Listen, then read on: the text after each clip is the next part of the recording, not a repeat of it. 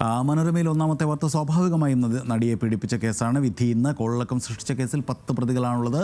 ദിലീപ് 8ാം പ്രതിയാണ്. 261 സാക്ഷികളും 833 രേഖകളുമാണ് ഈ കേസിലുണ്ടായിരുന്നത്. 7 വർഷം നീണ്ട സുദീർഘമായ നിയമയുദ്ധത്തിനൊടുവിൽ കോടതി ഇന്ന് വിധി പറയാനിരിക്കുമ്പോൾ അതിൻ്റെ വിശദാംശങ്ങൾ വളരെ വിശദമായി എല്ലാ പത്രങ്ങളും നിരവധി പേജുകളിലായി നൽകിയിട്ടുണ്ട്.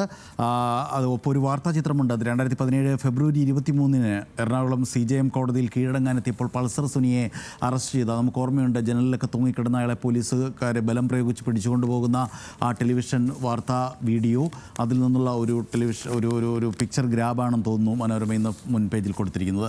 മനോരമയുടെ ഉൾപേജിലേക്ക് പോയാൽ വിധി കേൾക്കാനില്ല, കേസിനെ ഗതിതിരിച്ച 2 പേർ. അല്പം മുമ്പാണ് ഉമാ തോമസ് നമ്മളോട് സംസാരിച്ചത്. അന്തരിച്ച മുൻ MLA PT തോമസും സംവിധായകൻ ബാലചന്ദ്രകുമാറും. ഈ 2 പേരെ മാറ്റിവെച്ചുകൊണ്ട് ഈ പ്രമാദമായ കേസിൻ്റെ ഈ സുദീർഘമായ വിചാരണ കാലയളവിനെ നമുക്ക് ഓർത്തെടുക്കാനാവില്ല. നടിയാക്രമണ കേസിൽ ഇവർ 2 പേരും നടത്തിയ നിർണായക ഇടപെടലുകളാണ്. ഈ 2 പേരുടെ ഇടപെടലുകൾ സംബന്ധിച്ച വിശദമായ വാർത്ത. ഒപ്പം അതിന് മുകളിൽ ആക്രമണ കേസിലെ പ്രതികൾ 1, 2, 3 എന്നിങ്ങനെ അതിലെ 8ാമത്തെ ചിത്രമായി നമുക്ക് അവിടെ ദിലീപിൻ്റെ ചിത്രവും കാണാം. മാതൃഭൂമിയിൽ ഒരുപക്ഷെ ഈ വാർത്തയുടെ ഈ വലിയ പ്രാധാന്യത്തിനനുസരിച്ചുള്ള ഒരു ആനുപാതിക പ്രാധാന്യം വാർത്തയിലുണ്ടോ എന്ന് സംശയമാണ്. 3ാമത്തെ പേജിൽ നടിയെ ആക്രമിച്ച കേസിൽ വിധി ഇന്ന്. 10 പ്രതികൾ. പ്രതിക്കൂട്ടിൽ നിൽക്കുന്ന ദിലീപിൻ്റെ ഇൻഫോഗ്രാഫിക്സ് അടക്കം ഉള്ള ചിത്രം. നടുക്കിയ സംഭവം 2017 ഫെബ്രുവരി 17. ഇന്ന് 2025 ഡിസംബർ 8-ാം തീയതി ഈ വിധി വരുമ്പോൾ 7 വർഷങ്ങൾക്ക് ശേഷം ഈ വിധിയെ ഉദ്വേഗത്തോടെ കാത്തിരിക്കുകയാണ് നമ്മളെല്ലാവരും. വിശദമായ വാർത്തകൾ എല്ലാ പത്രത്തിലുമുണ്ട്. മറ്റു വാർത്തകളിലേക്ക് വന്നാൽ ഒരുപക്ഷെ ഹിന്ദു കൂടി എടുക്കേണ്ടി വരണം.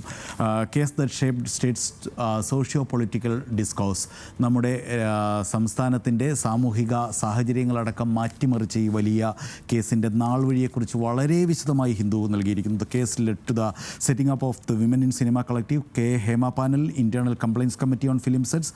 The state government also decided to formulate film policy. അങ്ങനെ ദൂരവ്യാപകമായ ഫലങ്ങളും പ്രത്യാഘാതങ്ങളും പരിണിതികളും കേരള സമൂഹത്തിലും സിനിമാ രംഗത്തും ഒക്കെ ഉണ്ടാക്കിയ ആ കേസിൻ്റെ വിശാലമായ നാൾ വഴിയെക്കുറിച്ച് ഹിന്ദു വാർത്ത നൽകുന്നു. ഒപ്പം മറ്റു വാർത്തകളിലേക്ക് കൂടി വന്നാൽ മാതൃഭൂമിയുടെ മറ്റു വാർത്തകൾ കണ്ടു എന്തിന് എന്നാണ് മാതൃഭൂമി ചോദിച്ചിരിക്കുന്നത്. ജമാഅത്തെ ഇസ്ലാമി ബന്ധത്തെ ചൊല്ലി ഇപ്പോൾ നടക്കുന്ന പോരിനെക്കുറിച്ചാണ് ആ വാർത്ത.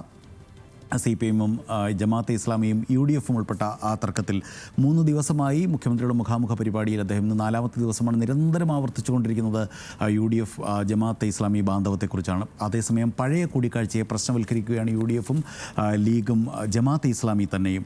പഴയ കൂടിക്കാഴ്ച സ്ഥിരീകരിച്ച മുഖ്യമന്ത്രി ജമാഅത്തെ ഇസ്ലാമി നേതാക്കളും മുഖ്യമന്ത്രിയും 2 പേരുടെയും പ്രസ്താവനകൾ.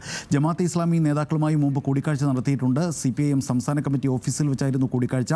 അവർ ആവശ്യപ്പെട്ടപ്പോൾ ആണ് കൂടിക്കാഴ്ച നടന്നത്. വർഗീയവാദികൾ അറിഞ്ഞുകൊണ്ട് തന്നെയാണ് കൂടിക്കാഴ്ച നടത്തിയതെന്ന് പിണറായി വിജയൻ്റെ പ്രസ്താവന. ഒപ്പം ജമാഅത്തെ ഇസ്ലാമി പറയുന്നത് മുഖ്യമന്ത്രി പിണറായി വിജയൻ ജമാഅത്തെ ഇസ്ലാമി നേതാക്കളുമായി പല സ്ഥലങ്ങളിലും വെച്ച് ചർച്ച നടത്തിയിട്ടുണ്ട്. മുഖ്യമന്ത്രി പറഞ്ഞതുപോലെ AKG സെൻറ്ററിലല്ല ചർച്ച നടന്നത്, ആലപ്പുഴ ഗസ്റ്റ് ഹൗസിലാണ്. ഈ തർക്കത്തിൻ്റെ വിശദാംശങ്ങളാണ് ഉള്ളത് മാതൃഭൂമി പത്രത്തിൽ. മനോരമയുടെ ഒന്നാമത്തെ വാർത്ത ആശങ്കപ്പാത. NH-66 നിർമ്മാണം അടിമുടി അശാസ്ത്രീയമാണ്, ഉരുൾപൊട്ടലും മണ്ണിടിച്ചിലും ഉണ്ടാകുമെന്ന വിദഗ്ധ സമിതി റിപ്പോർട്ടടക്കം ഉണ്ട് എന്നുള്ള വാർത്ത പ്രാധാന്യത്തോടെ ഇതിനൊക്കെ ഒപ്പം കഴിഞ്ഞ ദിവസം ഉണ്ടായ മണ്ണിടിച്ചിലിൻ്റെ ചിത്രത്തിൻ്റെയൊക്കെ കൂടി പശ്ചാത്തലത്തിൽ നൽകിയിരിക്കുന്നു മനോരമ. മനോരമയുടെ 6-ാം പേജിൽ ഇപ്പോൾ മുൻ പേജുകളിൽ നിന്ന് പിൻവാങ്ങിയ ഒരു വാർത്തയെ 6-ാം പേജിൽ വളരെ പ്രാധാന്യത്തോടെ തന്നെ നൽകിയിട്ടുണ്ട്. ഇന്ന് അത്രയും പ്രാധാന്യമുള്ള വേറെ അധികം വാർത്തകൾ ഉള്ളതുകൊണ്ടാണ്. ലൈംഗിക പീഡന കേസ് വിവരം ചോരുന്നു. രാഹുലിനെ കണ്ടെത്താൻ പുതിയ സംഘം. ഒളിസങ്കേതം നിരന്തരം മാറിക്കൊണ്ടിരിക്കുകയാണ് രാഹുൽ. 2 പേരെ അറസ്റ്റ് ചെയ്ത് വിട്ടയച്ചു എന്നൊക്കെയുള്ള കഴിഞ്ഞ ദിവസം വരെയുള്ള വാർത്തകളായിരുന്നു. വാർത്ത ഇതാണ്: പീഡനക്കേസിൽ പ്രതിയായതിന് പിന്നാലെ ഒളിവിൽ പോയ രാഹുൽ മാങ്കൂട്ടത്തിൽ MLA കണ്ടെത്താൻ പുതിയ സംഘത്തെ നിയോഗിച്ചിരിക്കുകയാണ്. ഇപ്പോൾ ആദ്യ സംഘത്തിൽ നിന്ന് വിവരങ്ങൾ രാഹുലിന് ചോരുന്നു എന്നാണ് സംശയം. ഇതിൻ്റെ അടിസ്ഥാനത്തിലാണിത്. ഒരാഴ്ചയിലേറെ തിരച്ചിൽ നടത്തിയ സംഘത്തെ ബംഗളൂരുവിൽ നിന്നും തിരിച്ചു വിളിച്ച് അവിടേക്ക് പുതിയ സംഘത്തെ അയച്ചിരിക്കുന്നു എന്ന് പറയുന്നു. ദേശാഭിമാനിയിലേക്ക് പോവുകയാണെങ്കിൽ തരൂരിൻ്റെ വാർത്ത കഴിഞ്ഞ ദിവസങ്ങളിലായിട്ടൊക്കെ ഉണ്ടല്ലോ. ഇപ്പോൾ പുടിൻ ഇന്ത്യയിലെത്തിയപ്പോൾ അദ്ദേഹവുമായുള്ള വിരുന്നിന് കേന്ദ്ര സർക്കാർ ക്ഷണിച്ചത് പ്രതിപക്ഷത്ത് നിന്ന് രാഹുൽ ഗാന്ധിയെ, മല്ലികാർജ്ജുൻ ഖർഗെ ആരുമായിരുന്നില്ല, ശശി തരൂരിനെ മാത്രമായിരുന്നു. അതിനെ ചൊല്ലി വളരെ കാലമായി നീണ്ടു നിൽക്കുന്ന ആ അസ്വസ്ഥത വീണ്ടും കോൺഗ്രസിൽ പൊട്ടിപ്പുകയുകയാണ്. തരൂരിനെ പുറത്താക്കണമെന്ന് സോണിയാഗാന്ധിയും ഖർഗെയും ആവശ്യപ്പെടുന്നതിന് തടയിടുന്നത് വേണുഗോപാലും കേരള നേതൃത്വവുമാണെന്ന് ദേശാഭിമാനിയുടെ വാർത്തയിൽ പറയുന്നു.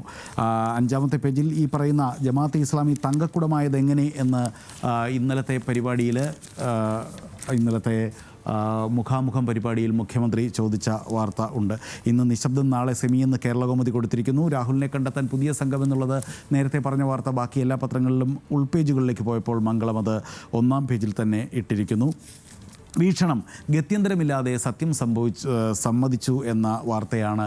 ഈ വാർത്തകളെയൊക്കെ അവഗണിച്ചുകൊണ്ട് ഈ രാഷ്ട്രീയ വാർത്തയാണ് ഒന്നാം പേജിൽ ഇട്ടിരിക്കുന്നത്. ജന്മഭൂമിയുടെയും ഇന്നത്തെ പ്രധാന വാർത്ത ഇതുതന്നെയാണ്. ജമാഅത്തെ ഇസ്ലാമി UDF ബാന്ധവമായിരിക്കും ഈ തെരഞ്ഞെടുപ്പ് കാലത്ത് ഏറ്റവും പ്രധാനപ്പെട്ട ഒരു ചർച്ചാ വിഷയമെന്ന് ആവർത്തിച്ചുറപ്പിക്കുകയാണ് മലയാളം വർത്തമാന പത്രങ്ങളും വാർത്താമാധ്യമങ്ങളും സേതു.